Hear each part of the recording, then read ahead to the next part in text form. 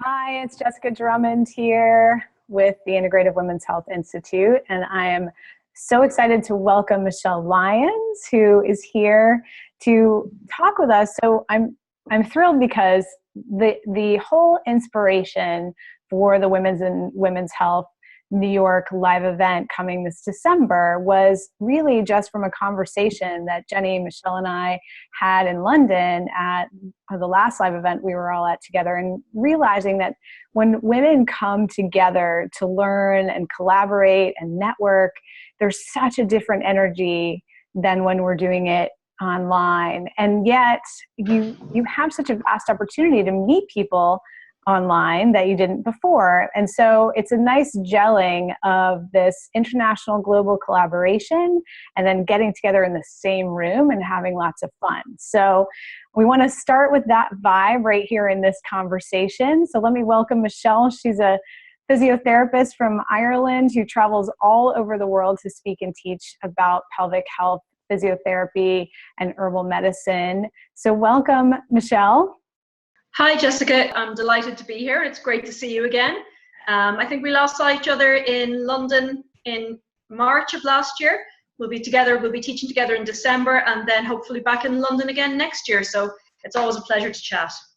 Right. So today, let's get right to the heart of the matter. So what we want to talk about today is what you're really going to expand upon. So the first day of our live event in December is entirely clinical training for health and wellness professionals who work with female athletes or women who really want to be more active, but they're limited because of some current situation.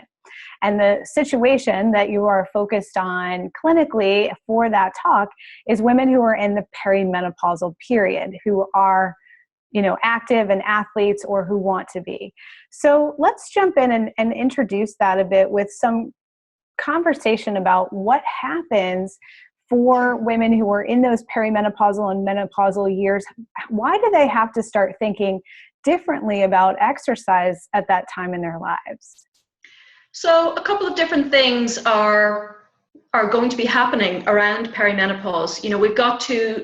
We've got to acknowledge that, our estrogen levels are going to be going down. There's going to be a little bit of this in the middle, but we are going to lose some of those cardioprotective, bone protective and brain protective effects of estrogen as we move through the perimenopausal and into the postmenopausal years. So it's really important that we factor that into our lifestyle or exercise planning. But another issue that I hear again and again from women in this life stage is that they want to start exercising or maybe return to exercising and practicing some more self-care. There's so much that we have to offer from a wellness point of view in terms of how exercise can manage not only weight issues that do crop up around perimenopause, but also the bone health, the heart health, and the brain health. And I mean that not just from a dementia preventative point of view, which exercise will do, but also from a sense of well-being and to start getting those serotonin and dopamine pathways going. So we exercise in the right way. I mean, I was just looking at research this morning showing that 10 minutes of stretching before bedtime can actually decrease the intensity and the frequency of hot flushes as well as depression in perimenopausal women. So, I really think if exercise was a drug, that we could prescribe specifically for perimenopausal women, I think the pharmaceutical industry would be delighted, first of all, because, what are the side effects of exercise when it's done right? So do you think that women should focus on a particular kind of exercise in the perimenopausal period? Certainly there's literature supporting, stretching in the evening. There's literature supporting weight-bearing exercise. But what is your unique take? Is it very personal, or is it just for this, or is it for this whole population of women? Strength training, aerobic, yoga, Pilates, where does all of that fit in this population? Well, I heard you using a term last week that I really loved, microbalance. And that's really what it's about when it comes to exercise prescription. I always, tell my patients, I'll refer to the latest research and what's going on. But for me, every patient is N equals 1. So the woman who's in front of me, how are you eating? How are you moving? What's your exercise history? What's your relationship with exercise? Why are you exercising? Is it a way to punish yourself? Is it a way to reward yourself? Is it part of your self-care ritual? Or is it another chore that you have to get through, something else that you have to cross off your list? What do you enjoy doing? What sort of exercise would be fun for you? What are the particular symptoms of perimenopause that you're having difficulty with? If you're having a really hard time with hot flushes, I don't know that high intensity exercise is going to be the best for you right now. So we might want to look at more low to moderate exercise from a cardio aerobic point of view, but let's focus on the strength training, on the flexibility, on the balance, and really tapping into some of the mind-body techniques that we know are very effective for managing menopausal symptoms, like yoga, and really connecting with the breath.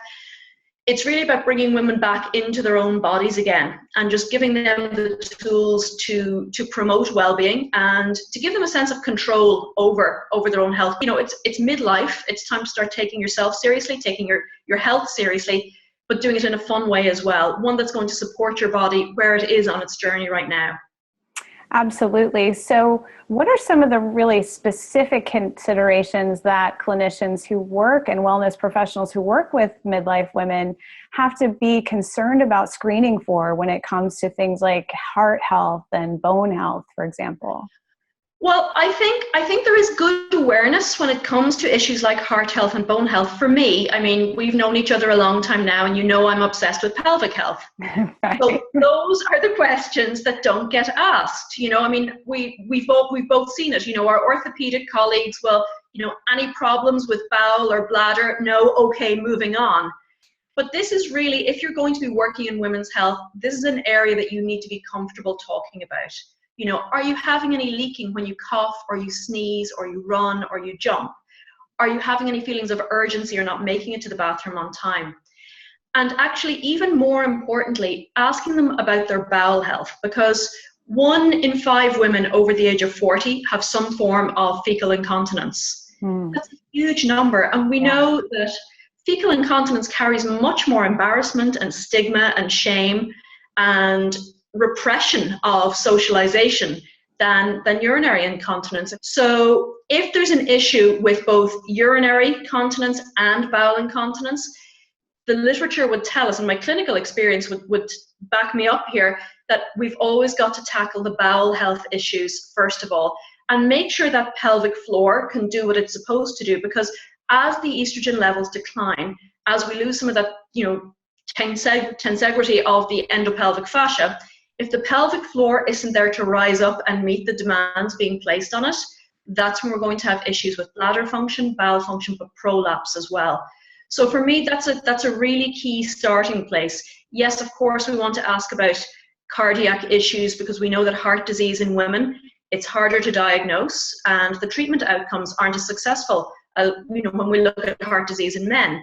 So prevention is obviously a key strategy there. Knowing the signs and symptoms of cardiac distress in women, you know, because they're different from men. Women are not small men. I mean, Nika Goldberg is a cardiologist in New York, and she wrote that book a couple of years ago looking at heart disease in women. So while we traditionally think of some of the signs and symptoms of heart disease in women or in men as the crushing chest pain and the pain down the left arm, women might get those too, but they might also have breathlessness. They might have upper back pain. They might have some belching or burping or just feel really gassy. Or they might have a level of anxiety or insomnia that if they present to the emergency room with those signs and symptoms, it could be written off as an affective disorder, and here's some muscle relaxants or anti-anxiety medication or antidepressants. So as a women's health specialist clinician, I think we need to know that women will present differently with these issues compared to men.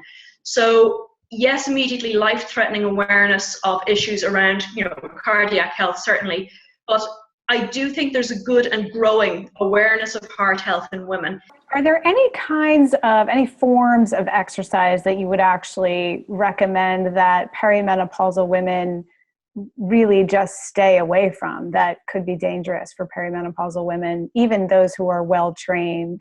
Yeah, I mean, in my practice, I would never tell anybody not to exercise. But if you're returning to exercise after maybe a time away from it, I think certainly a lot of the higher impact exercises, maybe running, maybe CrossFit, are not where I would go first. If you're working with a good trainer, with a good physiotherapist who can really look at the elements of an exercise that might be difficult for you and break them down into their component parts and be aware of all the different issues that are going on with that. What's that particular type of exercise? What's that hyper competitive, maybe CrossFit mindset going to do to your adrenal stress levels? Is it fun or is it stress? Because what's fun for you might be stress for me. So right. It's, why are you doing this particular type of exercise? What's your perception of it? And is this really what you absolutely must have to do in your life? This is your goal. Okay, well, let's break down the steps. But understanding at the same time, there are certain laws of physics that if you've lost the fascia, if you've had, and we know that sometimes obstetric trauma doesn't actually manifest for about 20 years because those circulating levels of estrogen do fluff up those connective tissues. We can get away with a lot. When we hit perimenopause, that's when the ghost of those obstetric traumas, maybe there was a levator revulsion, maybe there was a difficult forceps situation, that's at perimenopause is when we might start to see those chickens coming home to roost. So how can we look at your specific exercise, the one that you're really super motivated to do, break it down into its component parts, knowing what you're bringing to the table in terms of your history, your nutrition, your mindset, your motivation, and let's figure out a way that maybe we can compromise on certain aspects of it. Maybe we need to do some specialized pelvic floor rehab first. Maybe we need to look at pessaries or other supportive devices like that. But it's that level of insight into a perimenopausal woman's pelvic health in the context of her global health that I think really helps clinicians set themselves apart, but also really empowers women to get back to their best selves again without having to feel that, they have to wear pads when they're exercising, they've got bad technique, they're having to breath hold, doing a certain number of reps with a certain weight. It all comes back to this N=1 situation and really tailoring the approach, but knowing the risk profile, knowing her history and what she's bringing to the table, I think is really key with that.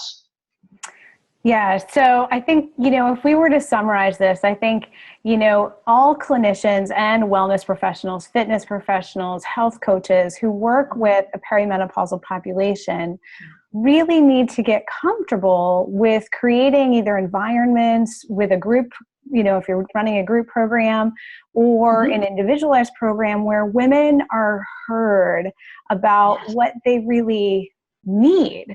From a physical perspective, certainly there are some women in their 50s who want to be extremely physically strong or physically fit.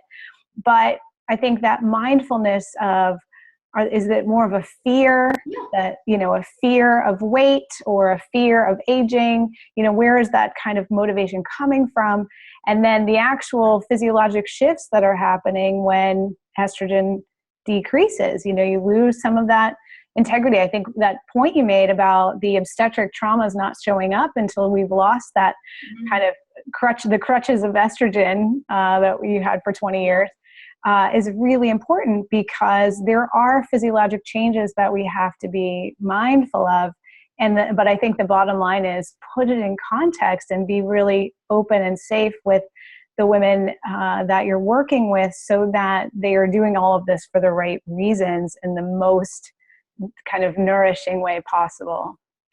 Absolutely. It's about creating a safe environment. It's maybe asking the questions that maybe that woman isn't going to volunteer that information herself.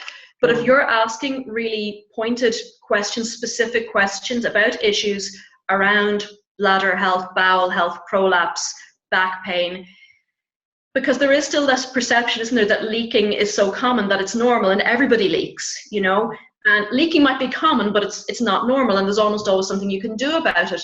But the calmer and the more confident and the more of a rapport that you can build up with your clients, the more comfortable they're going to be sharing that intimate information with. So we're moving women from being passive recipients of us doing things to them to active participants in their own healthcare. Well, thank you so much, Michelle. I think that is really the bottom line. It's being confident enough in our own skills and in our own ability to ask those pointed questions, our own comfort level with asking those pointed questions in order to create that safe space so that each and every one of the clients that we work with begins to feel motivated to take ownership of her own health, especially in midlife if she hasn't done it before. So thank you, and thank you for all of that pelvic health wisdom, because we often don't dig quite into that. I know we always do, but not everyone does. And yeah, so thank you very much, and I look forward to seeing you. We're going to get really deep into this topic of the very specifics of how to work with our perimenopausal women who are really high achieving athletes. So when you come to the event in December, bring your most complicated cases, your most burning questions, and Michelle will be there to address them with her vast, nearly 2 decades of experience, right, Michelle? And all of the research she's read over all that time. So thanks for being here, Michelle, and I'll see you in New York. See you in December. All right, bye-bye. Bye.